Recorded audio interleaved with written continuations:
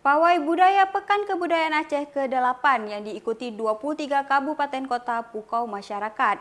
Ragam atraksi pun ditampilkan.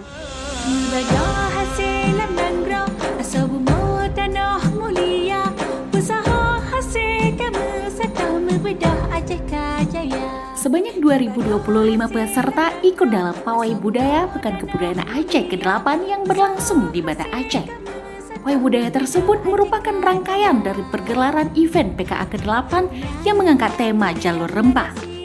Pelepasan peserta pawai budaya dilaksanakan di Blang Padang Banda Aceh oleh anggota DPR Aceh Iskandar Usman Arfarlaki usai menjalani prosesi adat besiju atau tepung tawar. Setiap kontingen dari kabupaten kota menampilkan atraksi kesenian dan kebudayaan seperti tari-tarian, silat, hingga ada yang menampilkan atraksi debus selama 3 menit. Iskandar Usman Arfarlaki juga mengatakan setelah pelepasan di Blang Padang, para peserta disambut oleh PJ Gubernur Aceh bersama unsur Forkopimda dan kepala daerah masing-masing kabupaten kota di depan Masjid Raya Baitur Rahman. Selain itu, tujuan dari pawai budaya tersebut adalah untuk menunjukkan tradisi kebudayaan kepada generasi muda. Otentik yang saya lihat di hari ini biasanya kalau darah baru sekarang sudah memegang bunga, tetapi ini masih dengan memegang sifat, ya masih menjaga nilai-nilai leluhur, ya ataupun warisan. Jadi kita saksikan ada rempah-rempah juga di sini yang ditampilkan, yang berjalan di dibawakan oleh putra wakil kita.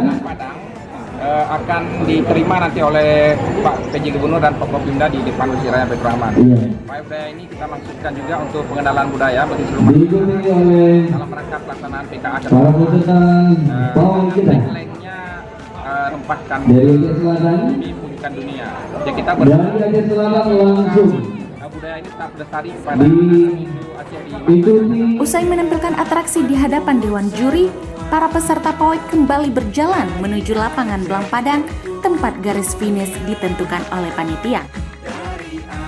Dari Banda Aceh, tim liputan melaporkan untuk seputar Aceh TV.